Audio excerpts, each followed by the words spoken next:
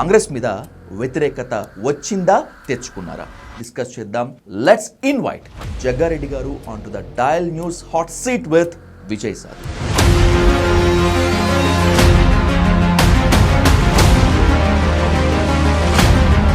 MLA కాకపోయినా కూడా సంగారెడ్డికి తానే ఎమ్మెల్యేగా ఫీల్ అయి ఓవర్ యాక్షన్ చేస్తున్నాడు.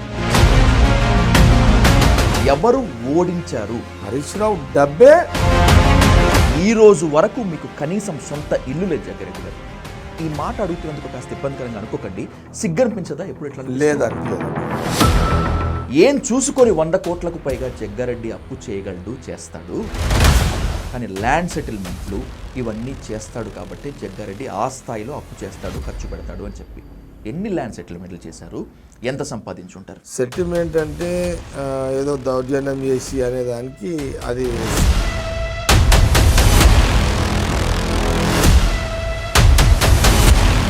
ఇంకా 10 ఏళ్ళు అప్పు చేయడానికి రాజకీయం చేస్తా.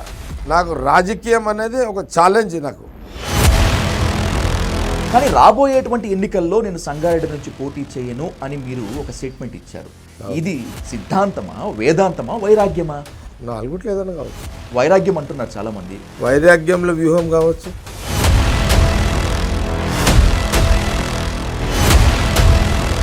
రాబోయే రోజుల్లో నా అనుచరుడికో లేకపోతే నా భార్యకో టికెట్ వస్తుంది, తెచ్చుకుంటాను, వాళ్లే కంటెస్ట్ చేస్తారు అని చెప్పి క్లియర్ కట్గా చెప్పారు. ఇది ఓవర్ యాక్షనా, ఆత్మవిశ్వాసమా, బలుపా? సంగారెడ్డి నియోజకవర్గంలో పోటీ చేయడానికి బ్రేక్ ఇవ్వాలని డిసైడ్. ఎక్కడ గెలిస్తే మీరు మినిస్టర్ అవుతారో అని చెప్పి మీ పార్టీ వాళ్ళే మీకు వ్యతిరేకంగా పనిచేయలేదా? నేను ఎలక్షన్ కన్ఫ్యూజ్ ఉన్నా. క్లారిటీ. మీ కన్ఫ్యూజన్ని హరీష్ రావు క్యాష్ చేసుకున్నాడా? నా కన్ఫ్యూజన్ హరీష్ రావుకి తెలియదు. కానీ జగ్గారెడ్డి 2 రోజులు ఎలక్షన్ క్యాంప్లో పోలింగ్ రోజు ఉండడనేది తెలుసా నాకు. రేవంత్ రెడ్డి మీ ఓటమికి బలంగా పనిచేశాడు అనేది open talk, of the record talk కూడా మీ దాకా వచ్చిందా? ఇది ఓన్లీ రాహుల్ గాంధీ గారు ఇచ్చిన మాట కట్టుబడే ఈ ఆనాటి నుంచి ఈనాటి వరకు రేవంత్ రెడ్డి వ్యవహారంలో ఇప్పటిదాకా ఒక్క మాట మాట్లాడలేదు. కాంగ్రెస్లో ఇప్పుడున్నటువంటి మంత్రులు ఎవరూ తప్పు చేయట్లేదా? ఎవరు ఏ నేరం చేయట్లేదా? అంతా ప్రజల పాలన మీదనే దృష్టి పెట్టారా? మొత్తం ఎంటైర్ సెక్రటరియట్లో అదొక చేపల మార్కెట్ అయిపోయింది. మీరు చెప్పినటువంటి దొరల గడి ప్రజాభవన్ లేదా ప్రగతి భవన్లోనే ఏకంగా డిప్యూటీ సీఎం బట్టి విక్రమార్క సతీమణి నందిని 5% తీసుకుంటున్నారు. నిజమా అబద్ధమా? సాక్ష్యం లేనిది నేనే మాట్లాడాను.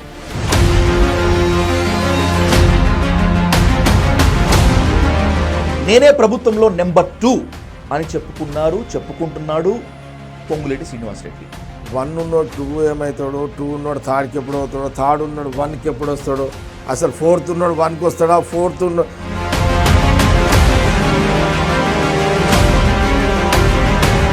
CM Revanth Reddy, deputy CM బట్టి విక్రమార్క మధ్య చైర్ వార్, కోల్డ్ వార్ నడుస్తోంది అనేటువంటిది ఓపెన్ సీక్రెట్. అవునా కాదు? ఉత్తమ్ కుమార్ రెడ్డికి ఉండొచ్చు, బట్టి విక్రమార్కి ఉండొచ్చు, ఇంకెవరికైనా ఉండొచ్చు. కానీ రేవంత్ రెడ్డి ప్రజెంట్ ఉన్నోడిని దించి ఎక్కాలంటే అంత ఆశామాషి కాదు.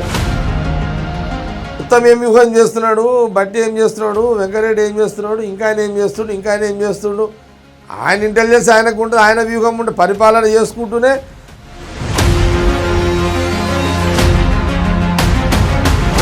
జగ్గారెడ్డి ఏ పాపం చేశారని చెప్పి కనీసం నామినేటెడ్ పోస్ట్ కూడా ఇవ్వలేదు. పోస్టులకు జగ్గారెడ్డి మీరు కంపేర్ చేయకండి. జగ్గారెడ్డి మైండ్కి, జగ్గారెడ్డి స్ట్రాటజీకి, జగ్గారెడ్డి పర్సనాలిటీకి ఏదో పోస్ట్ సాటిస్ఫై చేస్తుంది అనుకోవడం అది భ్రమ. జగ్గారెడ్డే.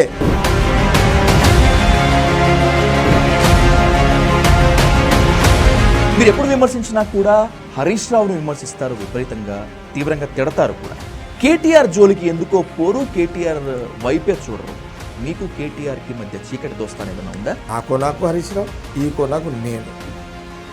మధ్యలో ఇంకెవరో వచ్చి లీడర్షిప్ తీసుకొని కొట్లాడతామంటే వాళ్ళు ఇప్పటిదాకా లేరు. మా పార్టీలో కానీ ఇంకే పార్టీ.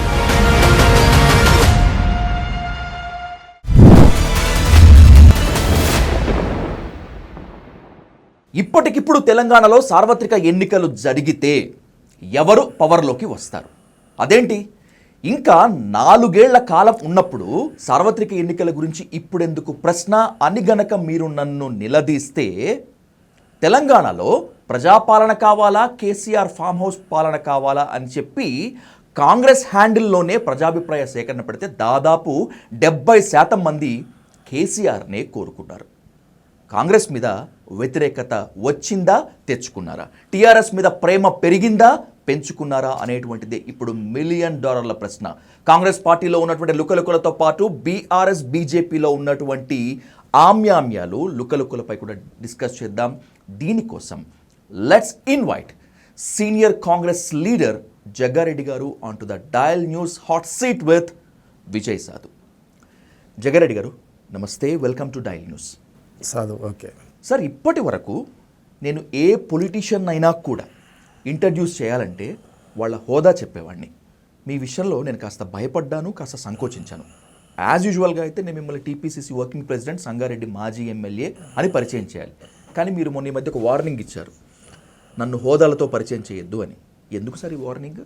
అంటే సాధు జనరల్గా అది క్యాజువల్గా అంటే ఆలోచనతో అన్నది.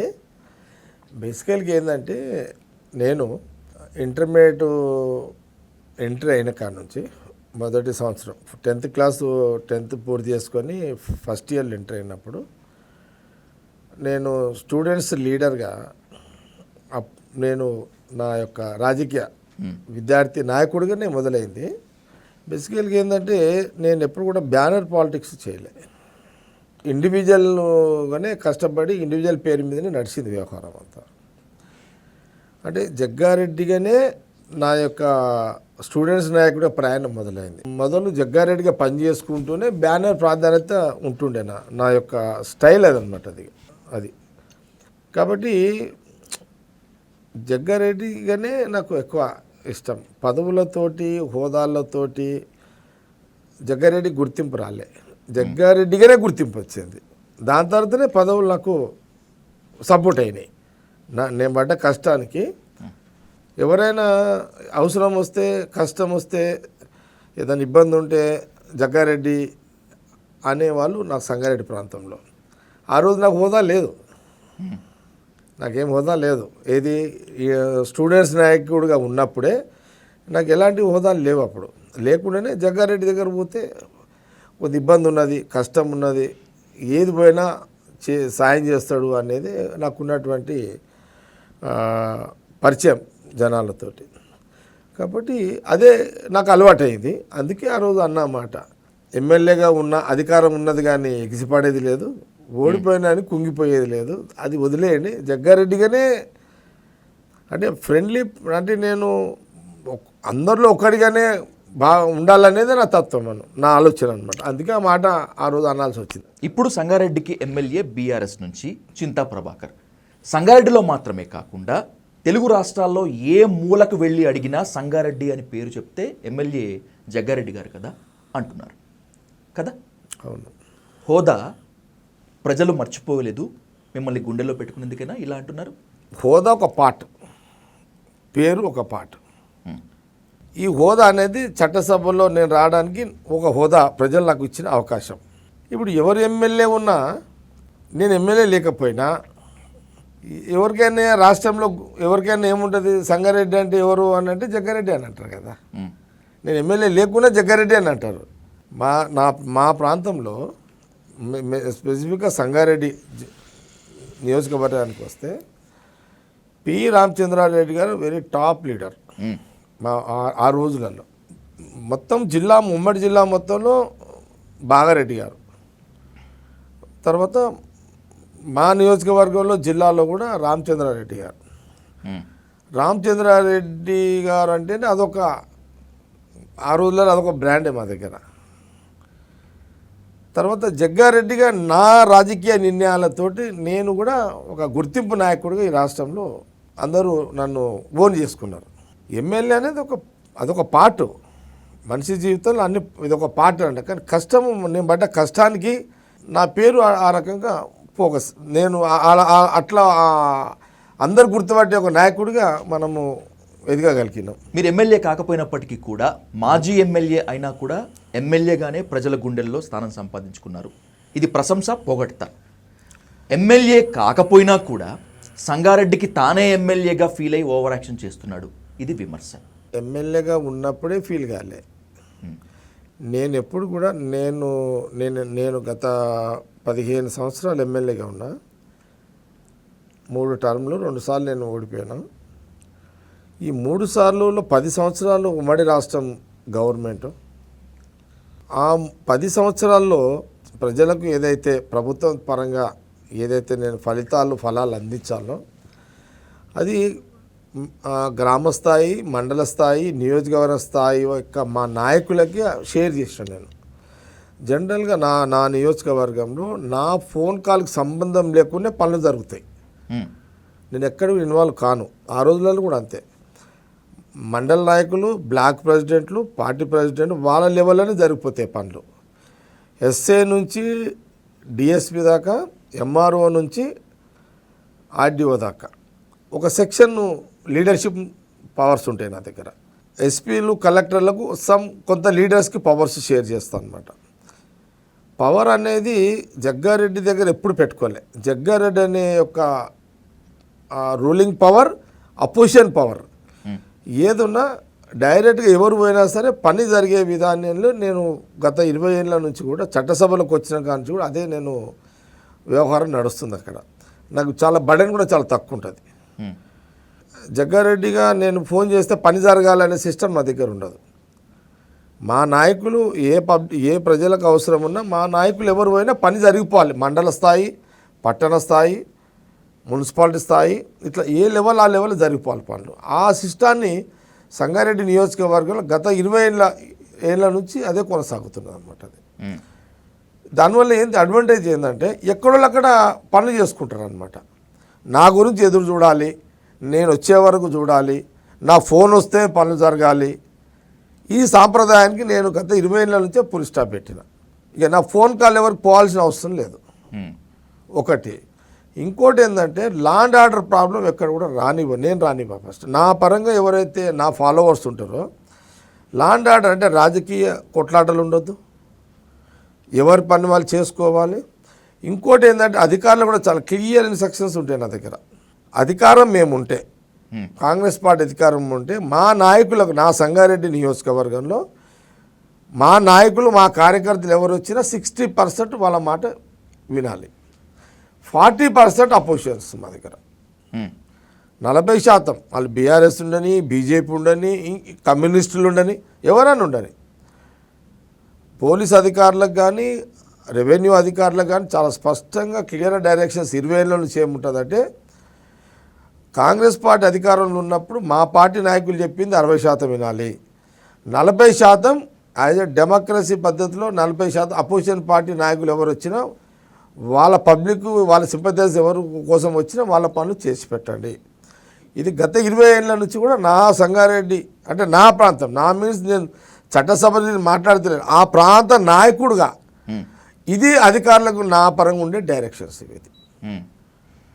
ఇక జగ్గారెడ్డికి ఎదురు చూడాలి, జగ్గారెడ్డి వస్తేనే పని జరగాలి అనే యొక్క సాంప్రదాయం నేను చట్టసభలకు వచ్చిన కానీ ఇప్పటి వరకు అలాంటి సాంప్రదాయం లేదు నా దగ్గర. ఇది నేను తీసుకున్నటువంటి మొదనుంచి నా ప్రయాణం ఈ రకంగా కొనసాగుతుంది అనమాట. ఈసారి ఎట్టి పరిస్థితుల్లో సంగారెడ్డిలో మీరు ఓడిపోవటం జరగదు అనుకున్నటువంటి వాళ్ళల్లో నేను ఒకడిని. ఎట్టి పరిస్థితుల్లో మీరు ఓడిపోరు అనుకున్నాను, కానీ సంగారెడ్డిలో మీరు ఓడిపోయారు. పోస్ట్మార్టం చేసుకున్నారా జగ్గారెడ్డి గారు? ఎవరు ఓడించారు అని, ఓటమి ఎవరి వల్ల అని చెప్పి? సాధు నువ్వు అనేది కరెక్టే. ఈ రాష్ట్ర రాజకీయాల్లో జగ్గారెడ్డి అనేవాడు ఓడిపోవడం అనేది నువ్వెట్లయితే అనుకున్నావు, రాష్ట్రంలో అందరూ కూడా ఇది గెలిచే సీటే అనుకున్నారు. గెలిచే సీటే ఇదంతా. ఇప్పుడు వ్యూహాలు, ప్రతివ్యూహాలు రాజకీయ పార్టీలు సహజంగా ఉంటాయి. ఇక్కడ నాకున్న అలవాటు ఏంటంటే నేను ఇప్పుడు కాదు, 2004, 2009, 2014, 2018, 2023 ఏ ఎలక్షన్కి 3 రోజుల ముందు నేను క్యాంప్లకి వెళ్ళిపోతాను. నేను 3 days ముందే వెళ్ళిపోతా. నేను ఇక పోలింగ్ రోజు అక్కడికి రాను, నేను బూతులు తిరిగా. ఇది ఇప్పటి నుంచి కాదు, నాకు 2004 నుంచి అలవాటు నాకు ఇది.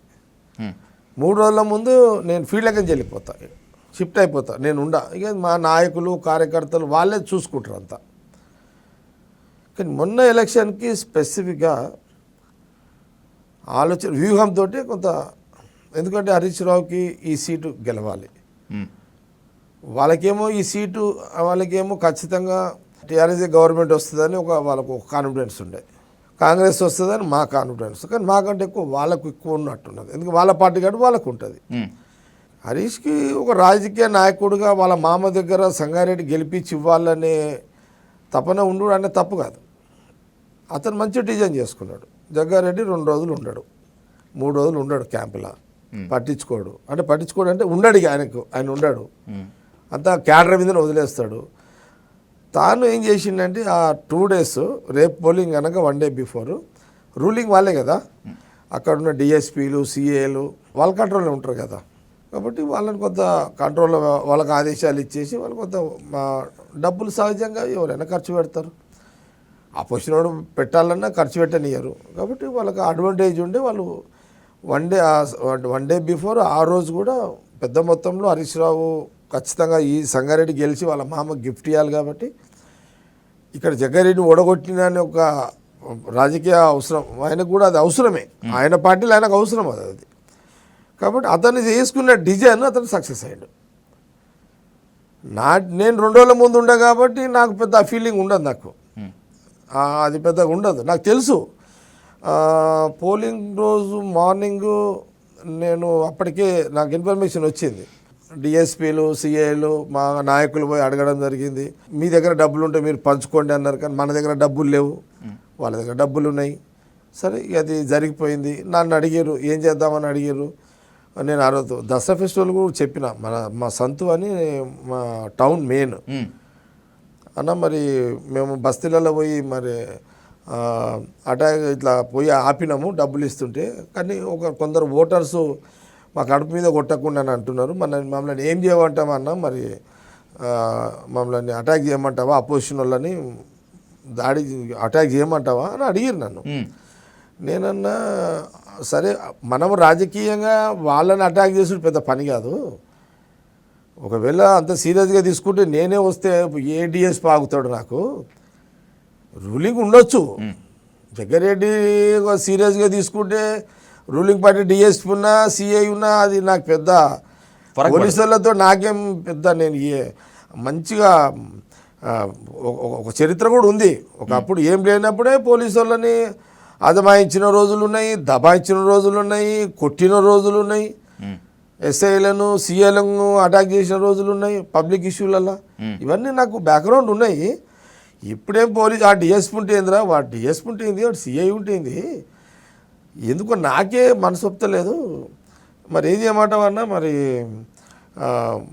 పోనీ మేమన్నా మరి దిగుమంటావా అని అంటే, ఏమంటారా ఓటర్స్ అంటే మా కడుపు కొట్టకుండా అంటున్నారు అంటే వదిలేరా అని చెప్పేసి. ఇక ఓకే, ఎందుకురా వదిలేండి అమ్మ పోనట్టు, ఎలక్షన్ ఎందుకు, ఎట్లా వాళ్ళు పంచుతున్నారు, మనం పంచలేము, రేపు మనం అటాక్ చేసి గెలుస్తాము.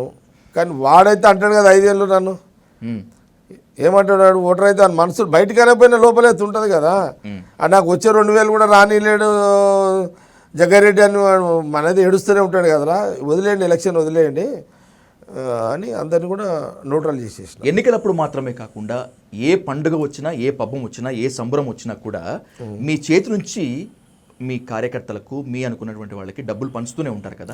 కేవలం ఒక్క ఎలక్షన్కి వాళ్ళు పంచారనో, మీరు పంచనివ్వలేదనో ఓటర్లు అట్లా ఆలోచిస్తారంటారా? మొత్తం 2 లక్షల ఓటర్స్ ఒక నియోజకవర్గంలో పోల్ అయ్యేది దాదాపు 1,60,000 70,000 అవుతుంది. 1,00,000 మంది 1,20,000 మంది డబ్బులకు సంబంధం లేదు. ఒక 30 నుంచి 40,000 మంది డబ్బు ముట్టుకుంటారు. అందరు ముట్టుకోరు కదా. 30 నుంచి 40,000 మంది ఆ ఎన్నికలకు 1,000, 2,000, 3,000 ఎవరైతే ఇస్తారో ముట్టుకుంటారు వాళ్ళు, అంతే. మిగతా 1,15,000, 20,000 మంది ఎవరైతే ఉంటారో ఇందులో ఓట్స్ డివైడ్ అవుతాయి. దాంట్లో పథకాల పరంగా వేసే పథకాలు ఇస్తున్నోనికి కొన్ని ఓట్లు, ఇస్తున్నోనికి కొన్ని ఓట్లు, ఏది మిగతా ఓట్లలో. నాకున్న అడ్వాంటేజ్ ఏంటంటే పథకాలకు సంబంధం లేదు. 3 క్యాస్ట్లలో హిందువులు కానీ, ముస్లిం కానీ, క్రైస్తవులు కానీ జగ్గారెడ్డికి ఉన్నటువంటి సపరేట్ ఒక అడ్వాంటేజ్ ఏంటంటే, నేను ఎప్పుడు సంగారెడ్డి పోయినా లేదా పండుగల్లో అనేది సహజంగా నేను చేసే పండుగల్లో ఏర్పాట్లన్నీ కూడా రాజకీయ కోణంలో నేను దసరా చేసిన, సీతారామ కళ్యాణ కార్యక్రమం చేసిన రామ్నగర్లో, లేదా వినాయక చవితి నిమజ్జనం ఏర్పాట్లు చూసినా, ఒక బతుకమ్మల పండుగ చేసిన, ఒక బోనాల పండుగ ఏర్పాట్లు చూసినా, ఎటు చూసినా కూడా నేను చేసే ఈ యొక్క పండుగల ఏర్పాట్లకు సంబంధించిన కోట్ల రూపాయలకు సంబంధించిన ఇది ఎన్నికలకు లింక్ చేయప్పుడు. ఇప్పుడు దసరా ఫెస్టివల్ దాదాపు ఒక 3 కోట్లు 3 crores పెడతాను నేను ఏర్పాట్లకు. ఆ దసరా ఉత్సవాలు బతుకమ్మలు ప్లస్ దసరా ఏర్పాట్లు 3 కోట్ల ఖర్చు పెడతా. కానీ దసరా డేస్ రోజు ఎప్పుడు కూడా ఓటు ఎప్పుడు కూడా అడగలే. అవును, నేను అడగలే. ఏదో నేను 3 కోట్లు ఖర్చు పెడుతున్నా, నన్ను మీరు ఎమ్మెల్యేగా నిలబడ్డా ఓటేయండి నా జీవితాన్ని అడగలే. ఎగ్జాక్ట్లీ ఒప్పుకుంటాను నేను అది. ఓకే, నువ్వు క్యాలిక్యులేట్ చేయి ఒకసారి. దసరాకు 3 కోట్లు, 5 ఏళ్ళలో 5 సార్లు దసరాలు వస్తాయి కదా. ప్రతి దసరా 3 కోట్లు అని ఎంత అవుతుంది ఇప్పుడు? 15 కోట్లు. 15 కోట్లు. ఓకే, 15 కోట్లు మనిషికి 3,000 ఇచ్చిన ఓ 50,000 మందికి ఎంత అవుతుంది? లెక్క చేయగలుగుతారు? 1,50,00,000 మొత్తం అంతే కదా. 15 కోట్లు అంటే 1,00,000 మందికి పంచవచ్చు కదా. అవును. అంటే నేను 5 దసరాలకు పెట్టే 15 కోట్ల రూపాయలు 5 ఏళ్ళకు ఒకసారి 2,000 3,000 ఇస్తే కొందరు ఓట్లు వేసే వాళ్ళు ఉన్నారు కదా. అవును, నేను అందరూ అంటలేను, 30-40 వేల మంది తెస్తారు కదా, వేస్తారు. కానీ జగ్గారెడ్డి ఎప్పుడు ఆ రకంగా ఎదగలే. ఒక కాలేజు యోజన నాయకుడికి వచ్చినప్పుడు రూపాయి లేకుండానే వచ్చిన నేను 84, 83, 84, 85 చూస్తున్నా కదా. ఏదో మనము ఛాయ్ ఖర్చులో మన దగ్గర ఉంటే చాలు, ప్రజా ఇష్యూస్ మీద పోరాడితే గుర్తింపు వచ్చే రోజులు అవన్నీ. డబ్బుల సంబంధం లేదు. ఇక తర్వాత 2000 నేను కౌన్సిలర్ చేసిన, మున్సిపల్ చైర్మన్గా చేసిన. నేను మున్సిపల్ కౌన్సిలర్గా నిలబడ్డప్పుడు నామినేషన్ పైసలు కూడా మా వాళ్ళు ఎవరో పెద్ద మనిషి దానికి అప్పుడు ఎంత 100 రూపాయలు. అసలు 100 రూపాయలు కూడా 2 రోజులే అయ్యి. 100 రూపాయలు వాళ్ళే నామినేషన్, వాళ్ళే ఇంటింటికి పోయారు, దండాలు పెట్టారు. జగ్గారెడ్డి మంచోడు అని కౌన్సిలర్ గెలిపించారు. చైర్మన్ కూడా అంతే, మున్సిపల్ చైర్మన్ కూడా మంచోడు, పబ్లిక్ విషయంలో కొట్లాడతాడు, ఓ 50 మంది పిల్లలు వేసుకుంటాడు, అదంటాడు ఇదంటాడు, గెలిపిస్తాము అని పిల్లగాడు గెలిపిస్తాము. ఇది ఆ రోజులు ఇంతే. ఆ రోజులలో ఏదో పెద్ద ఇది ఈ వ్యవస్థ లేదు ఆ రోజులలో. 2004 కూడా అంతే. నామినేషన్ అయ్యాకనే నేను ప్రచారం కూడా మొదలే 2004లో. ఏంది, జగ్గారెడ్డి మంచోడు, పబ్లిక్లో కొట్లాడతాడు, పనులు చేస్తాడు. అలాంటి యొక్క వ్యవస్థని, అలాంటి ప్రజలు చూసిన నేను. డబ్బులకు సంబంధం లేని ప్రజానాయకుడు, ఉద్యమాల ద్వారా ఎదిగిన నాయకుడే జగ్గారెడ్డి. డబ్బులు జనాలకు మంచి ఎదిగిన లీడర్ జగ్గారెడ్డి కాదు. నాకు అదే అలవాటు ఉంది ఇప్పటికీ. జగ్గారెడ్డి గారు, మీ నాలుకకి నరం ఉండదు, అందుకే ఎవరినైనా నిలదీయాలనుకుంటే ఏమాత్రం కూడా భయపడకుండా నిలదీస్తారు. ఎంత పెద్దవాడినైనా కూడా మాట అనేస్తారు. ఇది విమర్శ అయినప్పటికీ మీ చేతికి ఎముక ఉండదు. ఎవరు కనిపిస్తే వాళ్ళకి డబ్బులు ఇచ్చేస్తూ ఉంటారు. నాకున్న క్రెడిబుల్ సోర్స్ ప్రకారము మీకు 100 కోట్ల రూపాయలకు పైగా అప్పు ఉంది. వాస్తవమా కాదా? అప్పు అనేది నా తెలివి వచ్చిన కాంచి అప్పు జీవితమే నాది. అప్పులు అంటే ఇప్పుడు పెద్ద వ్యవస్థ నడిపిస్తున్న సాధువు, చాలా పెద్ద, అది రిస్క్తో కూడుకున్న వ్యవస్థ నడిపిస్తున్నా. నేను దాదాపు నా వయసు 58 ఏళ్ళు. నేను నా వయసు 15 సంవత్సరాలు ఉన్న కాడ నుంచి సరే ఈ రోజున కాంగ్రెస్, కానీ కాంగ్రెస్లో కాకముందు నా జీవితం వేరు. మళ్ళా నా బాల్య జీవితం అంతా మేము ఎక్కడ శాఖాపరంగా వచ్చిన వాళ్ళం. నా బాల్య జీవితం అంతా కూడా శాఖలో పోయి ఆడుకోవాలి, RSS శాఖలో పోయి ఆడుకోవాలి, అక్కడి నుంచి స్టార్ట్ అయింది. బాల్య జీవితము కాంగ్రెస్లోకి వచ్చే జీవితం కాదు కదా. అవును, ఆ రోజులలో బస్తీలలో శాఖలు అయ్యేటి, శాఖలలో ఆడుకున్నట్టు అక్కడి నుంచి మొదలైంది. ఈ పండుగల యొక్క కనెక్టివిటీ సాంప్రదాయము యాక్చువల్గా ఇది శాఖలలోనే ఉండు. ఇదంతా నాకు అక్కడి నుంచి స్టార్ట్ అయింది ఇదంతా. అట్లా మేమందరం కూడా ఈ దసరా ఉత్సవాలు, ఆ ఉత్సవాలు అయినప్పుడు అందులో పోయి పనిచేసేటోళ్ళం మేము. నేను జగ్గారెడ్డిగా ఒక వర్కర్గా పనిచేసేటోడిని. అది క్రమం ఏమైపోయింది, నేను ఎదిగిన కొందికి అది నాకు ఓన్ అయిపోయింది. శాఖ RSS ఒక దిక్కు పోయింది, అది జగ్గారెడ్డికి ఓన్ అయిపోయింది ఇక. ఇప్పుడు పండుగలు అంటే జగ్గారెడ్డి ఏర్పాటు చేస్తాడు, జగ్గారెడ్డి అంటే పండుగలు ఏర్పాటు చేస్తాడు అనేది ఒక సంగారెడ్డికి ఒక అట్లా అది ఫిక్స్ అయిపోయింది అట్లా. అది ఇక ఎంత అప్పు ఉంటుంది జగ్గారెడ్డి గారు మీకు? నేను చెప్పిన ఫిగర్ కరెక్టేనా? 100 కోట్ల రూపాయలు ఎక్కువనే ఉండొచ్చు, ఇంకా తక్కువేం ఉండదు, అట్లా ఎక్కువనే ఉంటుంది. కారణం ఏంటంటే సంవత్సరానికి వచ్చే 6 నెలలు పండుగలే నాకు. ఇన్కమ్ ఉండదు, ఇన్కమ్ లేదు, మొదటి నుంచి ఇన్కమ్ లేదు, మొదటి నుంచి బిజినెస్ లేవు. అసలు నిజం చెప్పాలంటే ఆస్తులు లేవు, తండ్రి ఆస్తి లేదు, తల్లి ఆస్తి లేదు. తండ్రి పేరు, తల్లి కష్టం, అంతే. ఆస్తులు లేవని ఏనాడు కూడా ఆ ఫీలింగ్స్ మాకు ఉన్నాయి. ఎందుకంటే మంచి పుట్టుకి ఇచ్చిర్రు, కష్టపడు, మనకు వాళ్ళు ఇచ్చిన పుట్టుకోలేని ఇవన్నీ కదా. మా అమ్మ నాయన అందరికీ అదే, వాళ్ళు మనం మన తల్లిదండ్రులు ఏ పుట్టుక తీస్తారో అదే మనకు ఆస్తి. మన పుట్టుకనే ఆస్తి అనుకొని మన సాటిస్ఫాక్షన్ జీవించడమే మంచి లెక్క. అది నాకు ఎట్లా ఎంత మంచి పుట్టుక అంటే ఏముండే, నాకు అప్పున్నా సరే, ఈరోజు బాధలు ఉన్నా సరే, కానీ ఒక విలువలతో కూడుకున్న ఒక రాజకీయమైన వ్యవహారం చేస్తున్నా అనేది అయితే మెజారిటీ పబ్లిక్ అయితే జగ్గారెడ్డి అయితే అనలేరు కదా. ఆయన అయితే ఏమంటారు, విలువలతో కూడుకున్న రాజకీయ నాయకుడు అని అంటారు ఎవరైనా సరే. అవును, నా గురించి ఎవరు తప్పు చెప్పే అవకాశం నేను ఎప్పుడు ఇవ్వలేదు ఎవరికి. మీతో పాటు కెరియర్ స్టార్ట్ చేసినటువంటి ఎందరో మంది నేతలు, మీ సమకాలికులు, మీ సహచరులు వేల కోట్లు సంపాదించారు. హైదరాబాద్లో లేదంటే తెలంగాణలో ఉన్నటువంటి పేరున్నటువంటి అన్ని ప్రాంతాల్లో కాస్ట్లీయెస్ట్ ఏరియాస్లో విలాసవంతమైన విల్లాలు, భవనాలు ఉన్నాయి. మీ అప్పు 100 కోట్ల పైన, వాళ్ళ ఆస్తులు 1000 కోట్ల పైన. ఈ రోజు వరకు మీకు కనీసం సొంత ఇల్లు లేదు జగ్గారెడ్డి గారు. ఈ మాట అడుగుతున్నందుకు కాస్త ఇబ్బందికరంగా అనుకోకండి, సిగ్గనిపించదా ఎప్పుడు? ఎట్లా లేదు, అనిపించదు. ఎందుకంటే ఇప్పుడు నా వయసు 4 సంవత్సరాలు ఉన్నప్పుడు నా తండ్రి చనిపోయాడు. మా తల్లి ఒక ఏఎన్ఎంగా ఆమె జీవితం జాబ్ చేసుకుంటూ నన్ను పెంచింది. ఆమె ఇల్లు కిరాయి ఇల్లే. అవును. ఎప్పుడు కూడా ఒక ఇంట్లో ఒక ఇల్లు కొనాలనే ఆలోచన మేము ఎప్పుడు చేయలేదు, ఇల్లు కట్టాలనే ఆలోచన కూడా చేయలేదు. కానీ నేను పెట్టిన కోట్ల రూపాయలు ఇల్లు కొనడం పెద్ద పని కాదు. కానీ నా సంపాదన రియల్ ఎస్టేట్ మీద వచ్చిన సంపాదన సరిపోతే మళ్ళీ అప్పు చేయాల్సి వస్తుంది. కారణం దేనికంటే మేజర్ నాకు పండుగలకే బాగా పోతుంది. నాకు పండుగలకు బాగా ఖర్చు పెడతాను నేను. ఎవరిని అంటే ఎట్లా అంటే ఒక పండుగ వాతావరణం, సామూహికంగా జరిగే పండుగలకు నేను పెట్టే ఖర్చుతోటి ఆ ఫ్యామిలీలు బాగా వాళ్ళు ఎంజాయ్ చేస్తారు, నేను ఎంజాయ్ చేస్తాం, అందరం ఎంజాయ్ చేయడానికే ఆ పండుగలకు ఖర్చు పెడతాను నేను. ఇన్ని కోట్లు పెట్టేటోడు ఇల్లు కట్టేది పనా? కానీ ఎందుకో దాని మీద దృష్టి ఇవ్వాలి. మీకోసం, మీ రాజకీయ జీవితం కోసం, మీ ఎదుగుదల కోసం జీవితాన్ని మాత్రమే కాకుండా ప్రభుత్వ ఉద్యోగాన్ని త్యాగం చేశారు మీ సతీమణి నిర్మలమ్మ.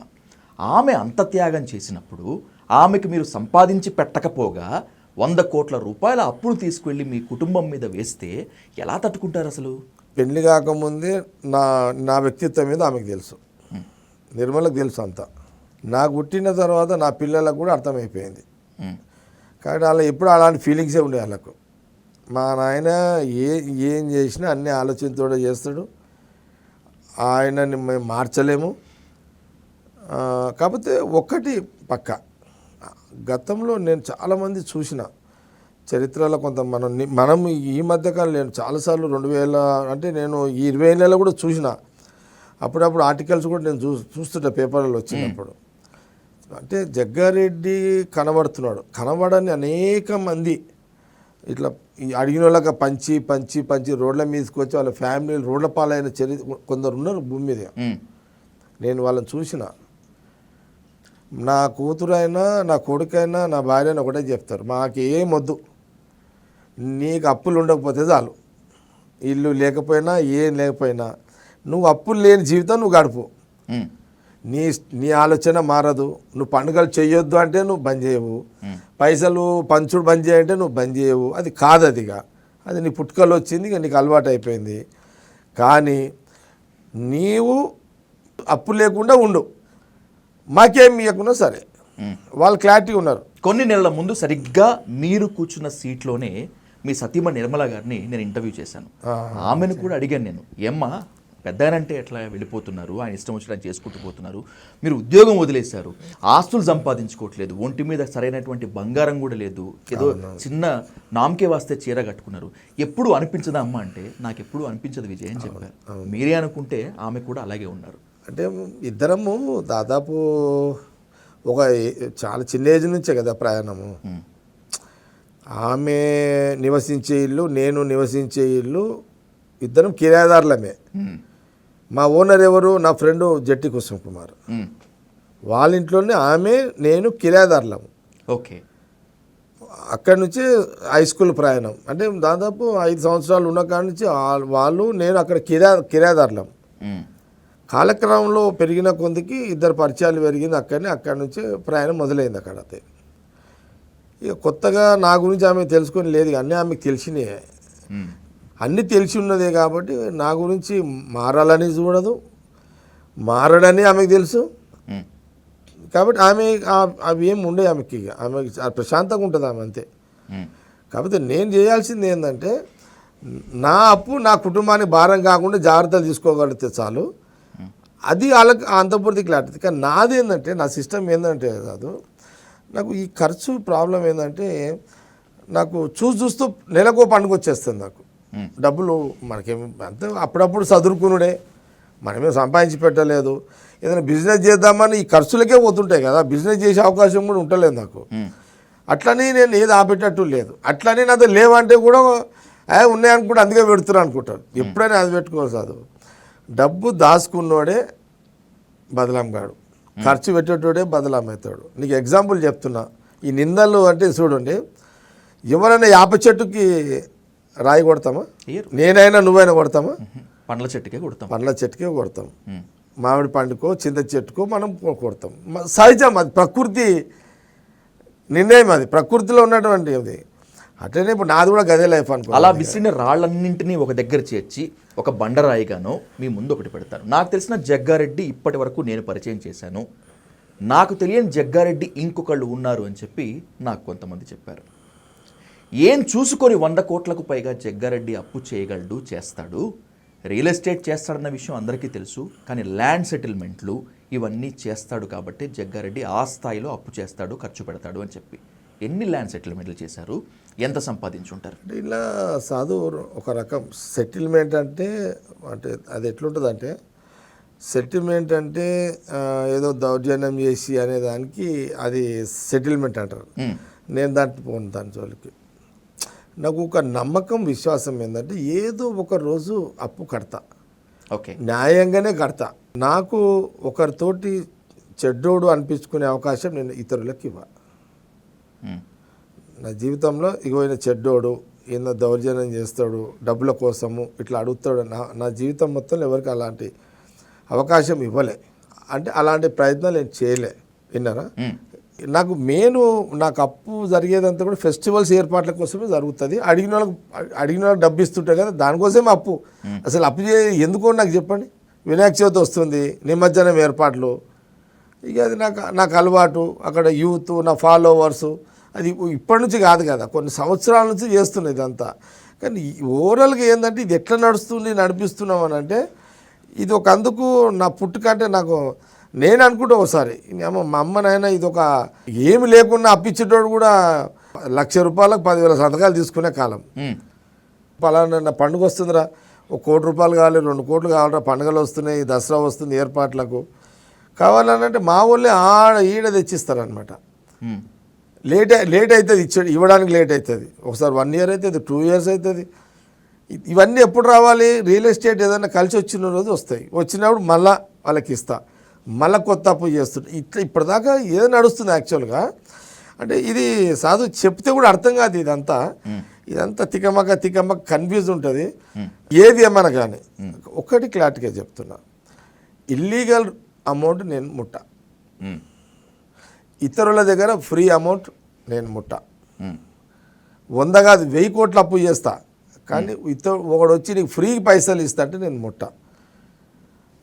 ఇట్లా కష్టం లేకుండా డబ్బు సంపాదించాలనేది నా డిక్షనరీలో లేదు. ఇంకా 10 ఏళ్ళు అప్పు చేయడానికి రాజకీయం చేస్తా. నాకు రాజకీయం అనేది ఒక ఛాలెంజ్, నాకు గేమ్ అది కాదు. పబ్లిక్లో ఉండాలి, పండుగలు చేయాలి, అడిగినోనికి సహాయం చేయాలి, రాజకీయం ఆడాలి. ఇది నా ఫుల్ టైం. ఇది ఫుల్ టైం. ఆస్తులు స్థిరాస్తులు నాకు ఇష్టం ఉండదు. సాధారణ జీవితం గడుపుతూనే ఇతరులకు మనము ఎవరు ప్రశ్నించొద్దు. జగ్గారెడ్డిని నన్ను ఎవరు ప్రశ్నించొద్దు. మనం బతకడానికి కొంత చాలు, అది ఉంటే చాలు అనే జీవితమే జగ్గారెడ్డిది. రైట్. రాజకీయానికి మీరు భయపడలేదు, అరాచకీయానికి ఇప్పటి వరకు కూడా తలవంచలేదు. అలాంటి జగ్గారెడ్డిని చూశాను నేను. కానీ రాబోయేటువంటి ఎన్నికల్లో నేను సంగారెడ్డి నుంచి పోటీ చేయను అని మీరు ఒక స్టేట్మెంట్ ఇచ్చారు. ఇది సిద్ధాంతమా, వేదాంతమా, వైరాగ్యమా? సిద్ధాంతము, వైరాగ్యము, వ్యూహము నాలుగుట్లు ఏదైనా కావచ్చు. వైరాగ్యం అంటున్నారు చాలామంది. నిజంగా నాకు తెలిసిన జగ్గారెడ్డి అయితే వైరాగ్యం రాదు, ఎందుకంటే హీజ్ అ వారియర్. వైరాగ్యంలో వ్యూహం కావచ్చు. ప్రజలు ఓడగొట్టారనేటువంటి వైరాగ్యమా? ఓటమిని కూడా నాకు అంటే ఇప్పుడు చెప్తే అది ఓడిపోయింది కాబట్టి జగ్గారెడ్డి అట్లా అంటున్నాడు అని అనుకుంటారు సహజంగా. నేను కూడా అదే అనుకుంటా.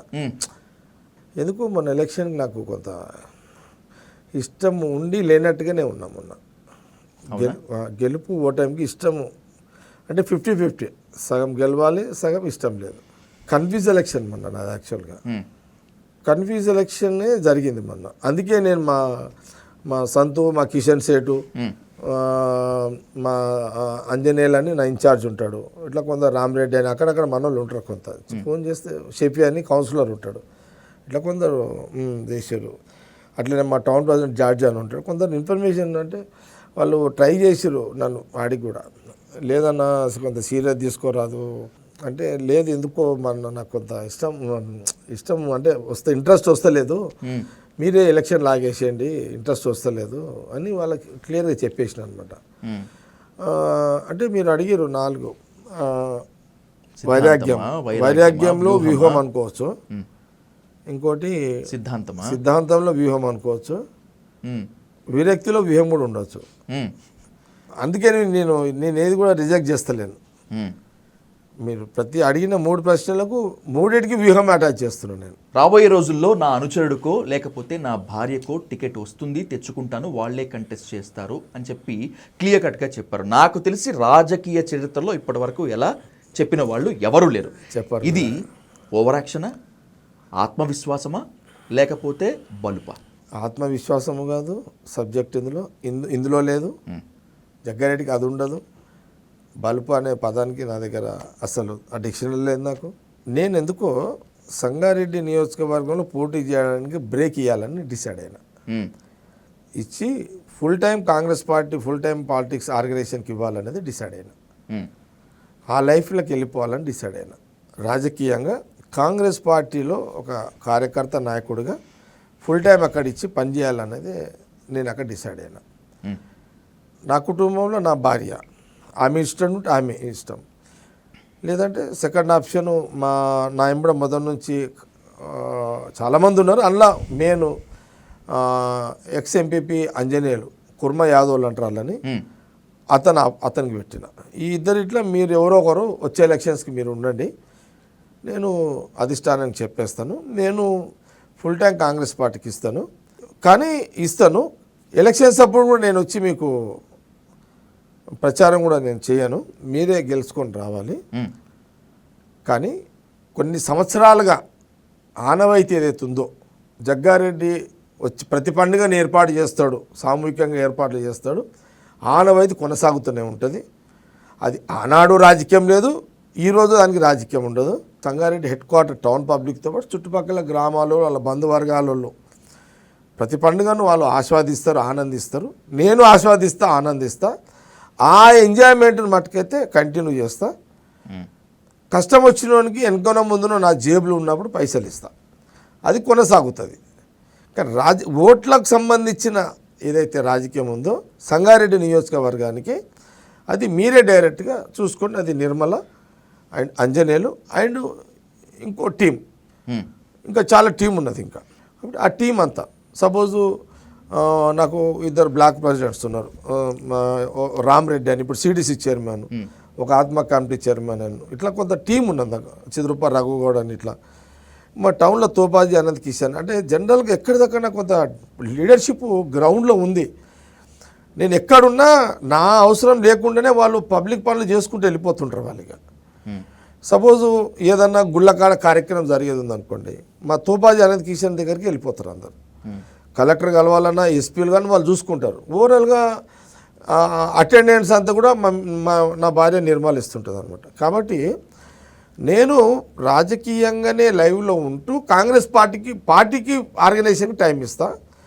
మీరు సంగారెడ్డి ఓట్ల రాజకీయానికి మీరు ప్రజల మధ్యలో ఉండి మీరు చూసుకోండి అనేదే నా యొక్క లైన్. అందుకే డైరెక్ట్గా దసరా రోజు ఇండైరెక్ట్గా చెప్పేసిన అన్నమాట. నేను ఉండకపోవచ్చు, వీళ్ళే రావచ్చు మీకు అనేది చెప్పిన.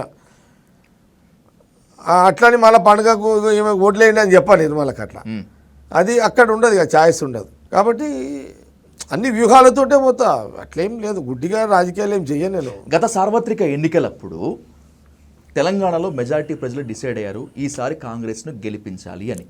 కాంగ్రెస్ గెలుస్తుందని కూడా గ్రౌండ్ లెవెల్లోకి వెళ్ళిన నాకు కూడా తెలిసింది. సంగారెడ్డిలో కూడా జగ్గారెడ్డి గెలుస్తారు, మినిస్టర్ అవుతారు అని అందరూ అనుకున్నారు. నేను కూడా ఒకండి. కట్ చేస్తే మీరు ఓడిపోయారు, మీరు మినిస్టర్ కాలేదు. ఓపెన్గా చెప్పండి జగ్గారెడ్డి గారు, ఎక్కడ గెలిస్తే మీరు మినిస్టర్ అవుతారో అని చెప్పి మీ పార్టీ వాళ్ళే మీకు వ్యతిరేకంగా పనిచేయలేదా? లేదు, అట్లా ఆ ఛాయిస్ లేదు. ఎందుకనంటే అసలు నేనే ఎలక్షన్ కన్ఫ్యూజ్ ఉన్నా. క్లారిటీ మీ కన్ఫ్యూజన్ని హరీష్ రావు క్యాష్ చేసుకున్నాడా? నా కన్ఫ్యూజన్ హరీష్ రావుకి తెలియదు, కానీ జగ్గారెడ్డి 2 రోజులు ఎలక్షన్ క్యాంప్లో పోలింగ్ రోజు ఉండడనేది తెలుసు ఆయనకు. దాన్ని అతను క్యాచ్ చేసుకున్నాడు. నాకెందుకో ఈ మధ్య నా ఓటమికి హరీష్ రావు కారణము, నన్ను ఓడగొట్టింది హరీష్ రావే అని మీరు పదే పదే చెప్తూ ఉంటే హరీష్ రావుకి లేనిపోని హైప్ మీరు కావాలని చెప్పి తెస్తున్నారేమో, ఇస్తున్నారేమో. హరీష్ రావు లేకపోతే అక్కడ బీఆర్ఎస్ లీడర్షిప్ తట్టుకోలేదు. హరీష్ రావు డబ్బు, అది కూడా ఓకే, హరీష్ రావు డబ్బే అక్కడ బీఆర్ఎస్ క్యాండిడేట్ని గెలిపించింది. హరీష్ రావు డబ్బు లేకపోతే బీఆర్ఎస్ క్యాండిడేట్ గెలవాడు. ఆ కొంత డబ్బుకి కొందరు ఆకర్షితులయ్యారు. తర్వాత వాళ్ళు బాధపడి ఉంటారు, ఈ పైసలు జగ్గారెడ్డితే ఆయన ఉన్నప్పుడు ఇస్తాడు కదా అని. కానీ ఆ సెకండ్లో పనిచేయవు, ఒక్కోసారి వాళ్ళ మైండ్ పనిచేయవు. అంటే మనం ఎవరిని తప్పనలేము సాధు, ఎవరిని అనలేము. ఆ టైం అట్లుంటుంది, విధి నిర్ణయము. ఈయన ఇప్పుడు అందుకే నేను ఏమంటున్నాను, గెలిస్తే తూపు, ఓడిపో తూపు అన్నట్టు ఏముండదు. అంత విధి నిర్ణయంలో ఏది జరగాలో జరుగుతుంది. అట్లే నాకు జరిగింది. ఇప్పుడు నేను సపోజ్ నేను ఓడిపోయినా నాకు ఏం నష్టం ఏమైంది? నాకు నేను ఓడిపోయినా, నేను ఓటమైనందుకే నా భార్య మళ్ళీ ఆమె కార్పొరేషన్ చైర్మన్ అయింది. ఆమె కార్పొరేషన్ చైర్మన్ కానీ నేను ఓడిపోవాల్సి వచ్చిందేమో. మరి దానికేమంటాం మరి అట్లా అంటే మరి అంతే కదా. ఇప్పుడు నేను ఎమ్మెల్యే గెలిచుంటే మినిస్టర్ అవుతుంటే ఆమె ఏం కాకుండా కదా. ఆమె కార్పొరేషన్ చైర్మన్ గారికి విధి నిర్ణయం ఇట్లా జరిగినట్టుంది. మీరు రేవంత్ రెడ్డిని చాలా తీవ్రంగా వ్యతిరేకించారు మొదట్లో. ఎంతగా అంటే మీరు వ్యతిరేకించినంతగా విహెచ్ కూడా వ్యతిరేకించలేదు. రేవంత్ రెడ్డి మీ ఓటమికి బలంగా పనిచేశాడు అనేది open talk, of the record talk కూడా మీ దాకా వచ్చిందా? ఇది తప్పది. రేవంత్ రెడ్డి జగ్గారెడ్డి విషయంలో ఓడగొట్టాలనేది అయితే ఎవరైతే అన్నారో తప్పుడు ప్రచారం. అది మనస్ఫూర్తిగా చెప్తున్నారు 100%. జగ్గారెడ్డి గెలవాలని కోరుకునే దాంట్లో అనుమానమే, ఆయన 100% కోరుకుంటాడు, అందులో ఏం అనుమానం లేదు. జగ్గారెడ్డి అంటే ఏందో అతనికి క్లారిటీ ఉంది. నా విషయంలో నేను ఎవరిని కోపగించినా వాళ్ళ క్లారిటీ ఏముంటుందంటే, ఏదన్నా ఉంటే ఓపెన్గా అంటాడు, ఏదన్నా ఉంటే ముఖం కూడా అనేస్తాడు, మనసులో పెట్టుకోడు, వదిలేస్తాడు. లోపల పెట్టుకొని ఏదో చేయాలని అయితే ఆలోచన చేయడు అనేది నాది ఓపెన్ పుస్తకం. రాజకీయపరమైన ఆ రోజులలో తీవ్రంగా పిసిసి ప్రెసిడెంట్ కాకముందు అయినాక విమర్శ అనేది ఒక రాజకీయంగా కాంగ్రెస్ పార్టీలో ఒకరి మీద ఒకరు, నేను ఏదో కావాలనుకున్నా ఆయన ఏదో కావాలనుకున్న దాంట్లో సహజంగా ఉండేటే ఇవన్నీ. కానీ ఈ నా ఓటమిలో ఏదైతే మీరు అంటున్న ప్రచారమో తప్పు. నేను మనస్ఫూర్తిగానే చెప్తున్నా, 101% తప్పు ప్రచారం అది. అది క్లియర్. ప్రతి ఒక వ్యక్తి గెలవాలి, గెలిస్తేనే అతను ముఖ్యమంత్రి అవుతా అనే ఒక లైన్లో ఉన్నప్పుడు ఆనోడిపోతే ఈనోడిపోతే బాగుంటుందని అంత దిగజారు రాజకీయాలు చేయాల్సిన అవసరం ఆ రోజులలో ఎవరికి రేవంత్ రెడ్డికి లేదు. ఆనాడు రేవంత్ రెడ్డిని తూర్పారబట్టారు, దుయ్యబట్టారు, నిప్పులు చెరిగారు జగ్గారెడ్డి గారు. మీరు కొంతకాలానికి ఎందుకో సైలెంట్ అయిపోయి రేవంత్ రెడ్డిని వెనకేసుకొస్తున్నారు. అవును, ఇది జోకటమా లేకపోతే రేవంత్ రెడ్డి ప్రసన్నం కోసమా ఇంకేదైనా? రేవంత్ రెడ్డిని ఆ రోజు అంత డైరెక్ట్గా అన్న సందర్భంలో నాకు ఢిల్లీకి దాదాపు 40 మందిని సీనియర్ నాయకులను ఢిల్లీకి రాహుల్ గాంధీ గారు పిలిచినప్పుడు ఆ రోజు అందరి ముందు పక్కకు కూడా నాకు రాహుల్ గాంధీ గారు చెప్పిన ఒకే మాట, నీకు ఒకవేళ రేవంత్ రెడ్డి వ్యవహారంలో నీకు ఏదైనా రాజకీయంగా ఇబ్బంది కలిగినా, నీకేదైనా బాధ అనిపించినా, ఆయన మీద ఏదైనా కోపం వచ్చినా నీవు అది ఇక్కడ గొంతులు ఆపేసి మీడియా ముందు మాట్లాడకు. ఢిల్లీ నువ్వు నా దగ్గరికి రా, డైరెక్ట్గా రా, నాకు చెప్పు, బయట మట్టుకైతే మాట్లాడకు. మనం కలిసి ఉండాలి, జనాలు కోరుకుంటున్నారు. ఇది ఇట్లా అని ఇట్లా అన్న నాతోటి ఇట్లా ఇట్లా బిగించండి, ఓపెన్ చేయకండి. ఓకే, గవర్నమెంట్ మనది వస్తుంది, మనము పబ్లిక్ సర్వీస్ చేయాలి, ఈ అవకాశం ఉపయోగించుకుందాము. కాబట్టి నీకు ఏదన్నా రేవంత్ రెడ్డి వ్యవహారం నీకు ఏదన్నా నచ్చకపోతే నువ్వు నాకు డైరెక్ట్గా చెప్పు, ఇక నా దగ్గరికి రా డైరెక్ట్గా, ఎవరు చెప్పక్కిగా అని ఆ రోజు రాహుల్ గాంధీ గారు అన్న మాట వారన్న మాటగా కట్టుబడి, వారికి అక్కడ మాట ఇచ్చి కట్టుబడి ఆ రోజు నుంచి ఆ 1.5 year ఈ 1 year దాదాపు 2.5 సంవత్సరాలు అవుతుంది. నేను ఏ రోజు కూడా రేవంత్ రెడ్డి వ్యవహారం ఇప్పటిదాకా కూడా మాట్లాడలేదు. ఎగ్జాక్ట్లీ ఇప్పుడు ఆ రోజు నుంచి 2.5 సంవత్సరాలు అయితే ఇప్పటిదాకా మాట్లాడలేదు. జగ్గారెడ్డిని ఎవరు కూడా ఓన్లీ రాహుల్ గాంధీ చెప్పింది కాబట్టే, ఓన్లీ రాహుల్ గాంధీ గారు ఇచ్చిన మాట కట్టుబడే ఆనాటి నుంచి ఈనాటి వరకు రేవంత్ రెడ్డి వ్యవహారంలో ఇప్పటిదాకా ఒక్క మాట మాట్లాడలేదు. ఈరోజు విర్రవీగే ప్రతి ఒక్కడు రేపో ఎల్లుండో కాటికి పోవాల్సిందే. ఈరోజు విజేతగా ఫీల్ అయ్యేటువంటి వాడు నేలకు దిగాల్సిందే. రివెంజ్ పాలిటిక్స్ వద్దు అని వార్నింగ్ ఆర్ ఒక సూచన ఇచ్చారు జగ్గారెడ్డి గారు కొన్ని రోజుల క్రితం. మీద ఎవరు చేస్తున్నారు మీ మీద రివెంజ్ పాలిటిక్స్? నేను జనరల్గా మాట్లాడింది అది, అంటే రేవంత్ రెడ్డి కాదు అది నేను మీకు చెప్తే కదా, గత 20 సంవత్సరాల నుంచి నా నియోజకవర్గంలో నేను రూలింగ్ పార్టీలో ఉంటే 60% నా నాయకులు కార్యకర్తలు చెప్పింది అధికారులు వినాలి, 40% అపోజిషన్ పార్టీలను గౌరవించుకోండి అధికారులని నేను క్లియర్ లైన్ అది నడుస్తుంది. ఒకటి, నా నియోజకవర్గంలో గొడవలు, రాజకీయ గొడవలు ఉండొద్దు, ఈ న్యూసెన్స్లు నా దగ్గర జరగొద్దు, ఎవరి పని వాళ్ళు చేసుకోండి. ఇది 20 ఏళ్ళ నుంచి నా దగ్గర జరుగుతున్నట్టు వ్యవహారం ఇదంతా. ఒక సందర్భంలో ఎవరి అంటే నేను అన్నదానిని రుద్దేస్తారు. ఇప్పుడు నేను అనగానే రేవంత్ రెడ్డి అన్నది అనుకొని బీఆర్ఎస్ వాళ్ళు దాన్ని సోషల్ మీడియాలో నడిపిస్తారు. ఇప్పుడు సోషల్ మీడియా ఎట్లా అయిపోయిందంటే ఒక్కడు ఫోన్లో కొడితే దేశం అంతా పోతుంది. అది ఆడు కొట్టేటోనికి తూదేలేదు తాదేలేదు, ఆయనకి అద్దెలేదు ఇద్దేలేదు ఆయన కొట్టేటోనికి, ఎవడోడు కొట్టేస్తాడు సోషల్ మీడియాలో. నేనేమంటున్నంటే నేను అనేది ఉంటే డైరెక్ట్గానే అంట, రేవంత్ రెడ్డి ముఖ్యమంత్రి ఉన్నాడు కదా అట్లానే అనుకుంటే మరి 10 ఏళ్ళు నేను కేసీఆర్ని ఎందుకు అటాక్ చేస్తా, హరీష్ రావుని ఎందుకు అటాక్ చేస్తా? వాళ్ళకి వీళ్ళకి వింటానా నేను? నన్ను ఎవ్వరు ఆపలేరు. నేను డిసైడ్ అయిపోయానంటే ఇవన్నీ అయ్యకినా డిసైడ్ కానంతసేపే జగ్గారెడ్డి ఇట్లుంటా సైలెన్స్కుంటా. నాకు ఒక ఏదన్నా నచ్చని జరుగుతుందంటే నాకు సెల్ఫ్ ఎజెండా ఉండదు, సెల్ఫ్ ఎజెండా ఉండదు. ఓడిపోయిన షబ్బీర్ అలీని తీసుకొచ్చి పదవిచ్చారు, ప్రభుత్వ సలహాదారు పేరుతో గౌరవించారు, ప్రోటోకాల్ ఇచ్చి తిప్పుతున్నారు. జగ్గారెడ్డి ఏ పాపం చేశారని చెప్పి కనీసం నామినేటెడ్ పోస్ట్ కూడా ఇవ్వలేదు. అది తప్పు పట్టేది కాదు.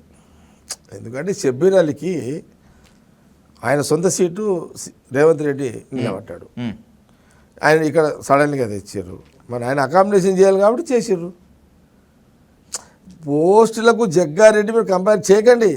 జగ్గారెడ్డికి పోస్ట్ ఉంటే జగ్గారెడ్డి సాటిస్ఫాక్షన్ అయితే వదిలేయండి. అదిగా జగ్గారెడ్డి మైండ్కి, జగ్గారెడ్డి స్ట్రాటజీకి, జగ్గారెడ్డి పర్సనాలిటీకి ఏదో పోస్ట్ సాటిస్ఫాక్షన్ చేస్తుంది అనుకోవడం అది భ్రమ. జగ్గారెడ్డే.